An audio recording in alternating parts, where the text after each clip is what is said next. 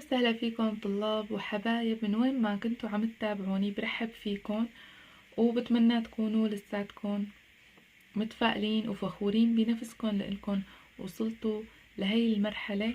بمجرد انتوا واصلين للبكالوريا العلمي فانتوا بإذن الله نافذين وممتازين. طيب، وصلنا للمسائل العامة للنواة المرن. حنحل المسألة الأولى. المسألة الأولى عم تقول نشكل هزازة توافقية بسيطة مؤلفة من نابض مرن شاقولي مهمل الكتلة حلقاته متباعدة ثابت صلابته K تساوي 10 نيوتن. فحطينا المعطيات K تساوي 10 نيوتن بالمتر ناقص 1. وقلنا مثبت من إحدى نهايتيه إلى نقطة ثابتة ويحمل في نهايته الثانية جسم كتلته M تساوي 0.1 كيلو جرام. فإذا علمت أن مبدأ الزمن لحظة مرور الجسم في مركز التوازن، معناتها لحظة مرور الجسم بوضع التوازن، فهي حتكون شروط البدء. يعني لما تي كان يساوي 0 كانت الإكس بمركز التوازن تساوي 0، وهو يتحرك بالاتجاه السالب والسرعة بسرعة v تساوي ناقص 3 متر بالثانية ناقص 1. طلب الأول احسب نبض الحركة. النبض هو أوميجا 0، فأوميجا 0 تساوي تحت الجذر k على m، وتساوي مجرد تعويض تحت الجذر 10 على 0.1. قلنا 0.1 رح نكتبها هي 1 على 10. صح؟ احنا ما بنكتبها هيك، نكتبها 1 على 10، أو هي 1 ضرب 10 قوة ناقص 1. كتبنا هون 1 ضرب 10 قوة ناقص 1. رفعنا 10 لفوق صارت 10 ضرب 10، لأنه ناقص 1 صارت زائد 1 على 1. 10 ب10 يعني 10 قوة 2. جذر 10 قوة 2 تقولوا إنه جذر 100 10. طيب، الطلب الثاني استنتج التابع الزمني لمطال الحركة. نكتب الشكل العام لتابع المطال. شوفوا هالشمس ما أحلاها. طيب، نكتب الشكل العام لتابع المطال x تساوي x max بكوساين أوميجا 0 t زائد فاي. رح نعوض شروط البدء بهذا التابع. بدال الإكس حنكتب 0، لأنه قلنا من شروط البدء عندما t تساوي 0 كانت الإكس تساوي 0. فبدل الإكس حطينا 0، نزلنا الإكس ماكس الكوساين الأوميجا 0 بتي تي 0، فضلت هاي كلها 0 زائد فاي. عنا هون جداء، إما هاي تساوي 0 أو هاي تساوي 0، وهي طبعا إكس ماكس ما لا 0، فالكوساين يساوي 0. كوساين الفاي يساوي 0، معناها الفاي إلى قيمتين، إما بيع 2 راديان أو ناقص بيع 2 راديان. أنا بنختار يلي بتحقق لي شروط البدء وبتجعل السرعة سالبة، فلازم أنا أعوض بتابع السرعة. نعوض الزاوية بتابع السرعة. الفي تساوي ناقص أوميجا 0 إكس ماكس بساين الفاي. طيب، الزاوية الأولى لما كانت الفاي ب2، فبحط السرعة تساوي ناقص أوميجا 0 إكس ماكس بساين الب2. طبعا ساين الب2 أنا ما بيهمني كقيمة، بس هو موجب ولا سالب؟ موجب، وهون عندي ناقص بالزائد ناقص، فضلت السرعة كلها أصغر من 0، وهذا مقبول. نجي على الزاوية الثانية. لما الفاي تساوي ناقص ب2 بتكون السرعة ناقص أوميجا 0 إكس ماكس بساين الناقص ب2. ساين الناقص ب2 حيعطيني الزاوية سالبة، والناقص بالناقص زائد، فصفت السرعة أكبر من 0، وهذا مرفوض، فبنقبل هذا الحل. نحسب الإكس ماكس. هي الفكرة الجديدة اللي ما مرقت معنا بالدرس. من علاقة تابع السرعة في تساوي ناقص أوميجا 0 إكس ماكس بساين الفاي. عطانا السرعة ناقص 3، نزلنا الناقص، الأوميجا 0 10، الإكس ماكس أنا بدي أحسبها ساين الزاوية أني اخترنا فاي تساوي ب2 وساينه يساوي 1، فحطينا 1 بدال ساين ب2. بعزل الإكس ماكس. كيف بدي أعزلها؟ يعني بدي أقسم على أمثالها، يعني ناقص 3 على ناقص 10، يروح الناقص مع الناقص، ضلت 3 على 10 يعني 0.3 متر. الطلب اللي بعده قايلنا احسب شدة قوة الإرجاع في نقطة مطالها 3 سنتيمتر. طالما قلنا الشدة فبدي أحط قيمة مطلقة وما بدي الناقص. الإف تساوي قيمة مطلقة ناقص كي بإكس. الكي عطاني إياها 10،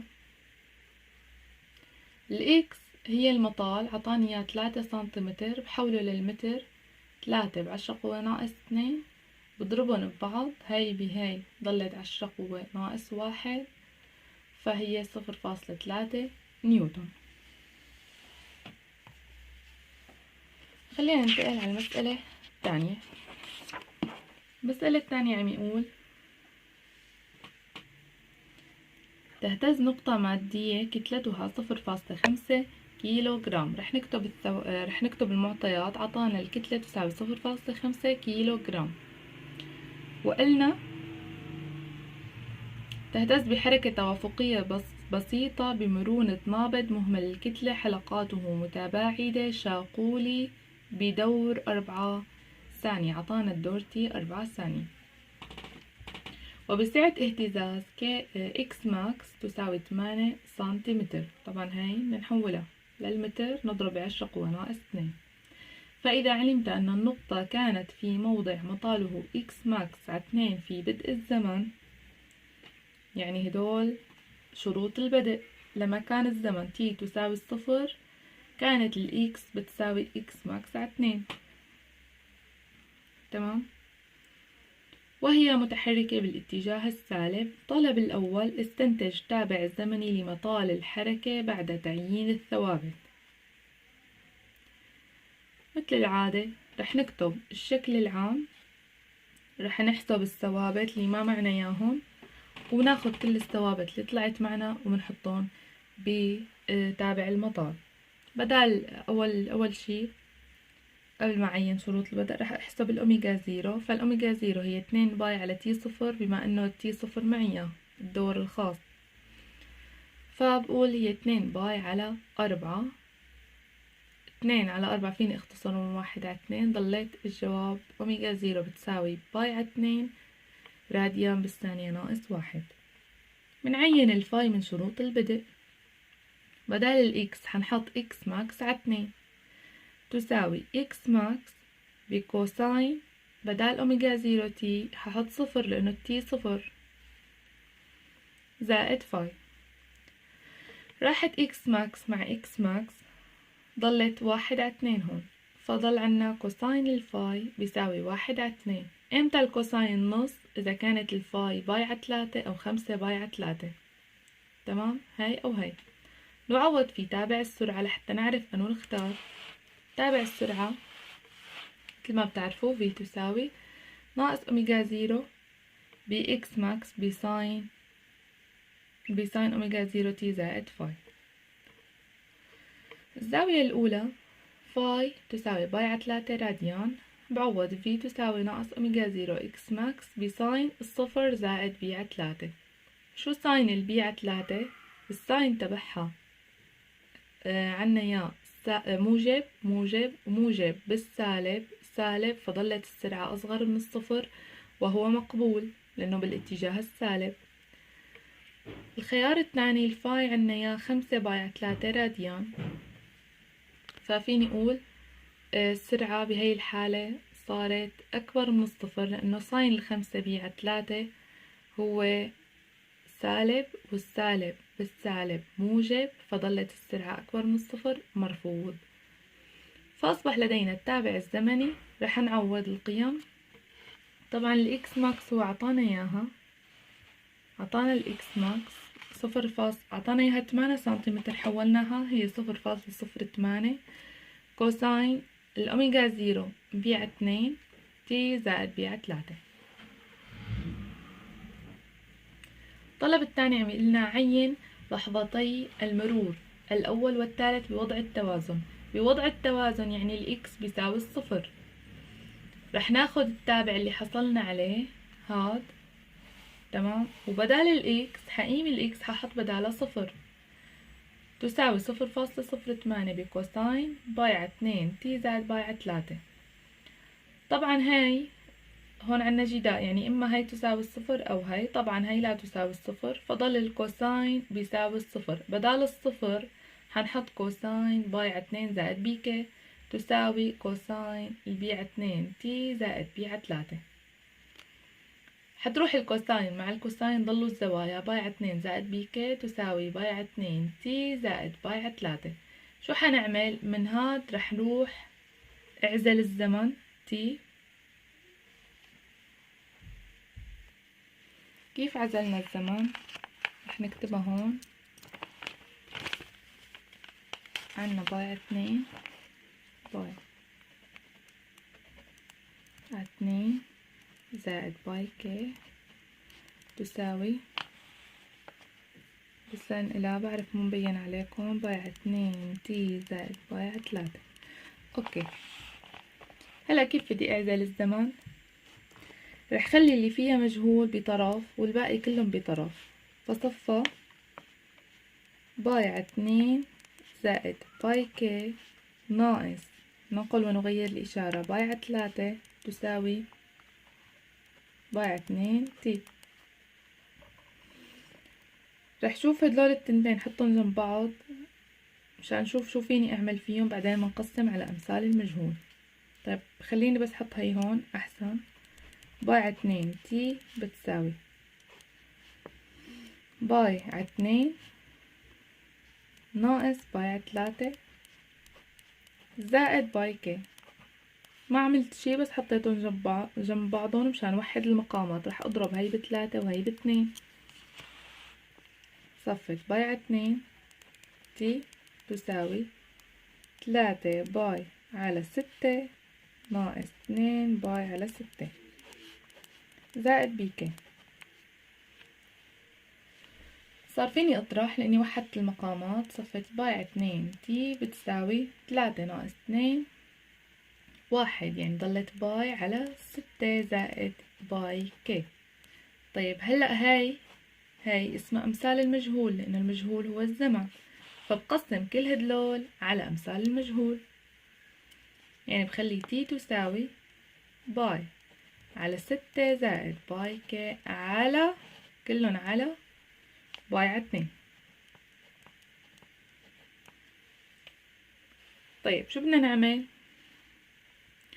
فيكن هاي تحطوها على جنب وتقلبوها، يعني نضرب بمقلوب الكسر الثاني. تذكرتوها هاي القاعدة كنا ناخدها بصف التاسع. يعني صف تي تساوي الباي على 6 زائد باي على كي، رح نضربهم بمقلوب الكسر الثاني، يعني 2 على باي. اوكي، رح وزع هاي لهي ولهي. 2 باي على 6 باي زائد 2. هلا عم نضرب 2 باي كي على باي. بتروح هاي مع هاي، صفت تي تساوي 2 على 6 زائد كمان بتروح الباي مع الباي 2 كي. فينا هاي نختصرها انه نقسم هاي على 2 وهي على 2. بصفة تي تساوي 2 على 2 1، 6 على 2 3، 1 على 3 زائد 2 كي. خلينا نشوف هالتخبيص صح. اوكي صح، طلع معنا تي تساوي 1 على 3 زائد 2، هي 2 كي. تمام. بالمرور الأول بالمرور الأول الكي تساوي الصفر، فحعوض هاي صفر، ضل التي الزمن يساوي 1/3 ثانية. بالمرور الثاني الكي 1، فضلت كيف بدنا نحسبها؟ بس بنعوض،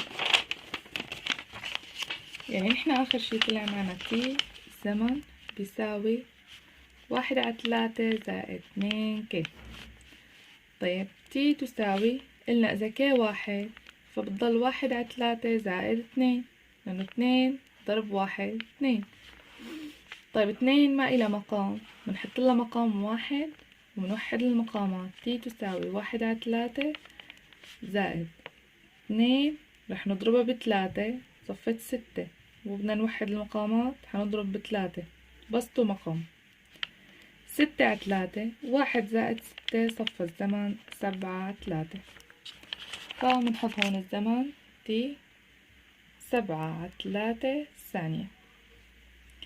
طيب بالمرور الثالث الكي تساوي 2، كمان رح نعوض. تي تساوي 1/3 زائد 2 وكي 2 هي،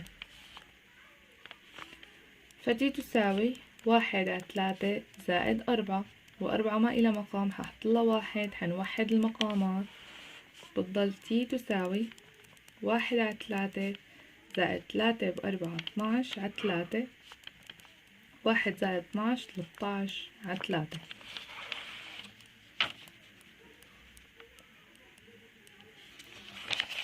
الطلب اللي بعده عم لك عين المواضع التي تكون فيها شدة محصلة القوى عظمى واحسب قيمتها وحدد موضع تنعدم فيه شدة هذه المحصلة. طيب أنا بدي أحسب الموضع اللي بتكون فيه شدة محصلة القوى عظمى. أمتى بتكون محصلة القوى عظمى؟ لما بيكون التسارع أعظمي. فتتذكروا قانون نيوتن الثاني، سيجما الإف مجموع القوى تساوي MBA. بس حتى تكون الإف ماكس عظمى لازم تساوي MBA ماكس. التسارع الأعظمي أخذناه بالملاحظات شو بيساوي؟ ناقص أوميجا 0 مربع بإكس ماكس. صفة F ماكس تساوي، حنعوض أرقام، بدل الكتلة 0.5، الناقص ما منحطها لأنه قلنا بدي شدة، بدل أوميجا 0 مربع، هي الأوميجا 0 باي على 2، لأنه عليها تربيع بتصير باي مربع على 4 ضرب بدل إكس ماكس 0.08، وتساوي 10 قوة ناقص 1 نيوتن. طيب رح أحسب لكم إياها على الورقة إذا اللي عنده مشكلة بالحسابات. الإف ماكس قلنا بتساوي 0.5 ضرب باي مربع على 4 ضرب 0.08. بس عم انقلها اوكي. يلا الإف ماكس بتساوي 0.5 فينا نحطها هي نص 1/2 ضرب الباي مربع هي 10 على 4 ضرب 0.08 يعني هي 8 على 10 قوة 2، 8 على 100. هيك أسهلكن الحسابات. رح نرفع هي 10 لفوق، فينا نختصر 8 على 4 بضل 2، اوكي بضل هون 2، فينا نروح 2 مع 2، فضل عندي F ماكس بتساوي 10، ضلت هي 10 ب10 قوة ناقص 2 لأنه رفعت هي لفوق. ضرب القوى جمع الأسس بيساوي هي 1 إشارة الأكبر ونطرح 1 نيوتن. مشان هيك طلع معنا 10 قوة ناقص 1 نيوتن.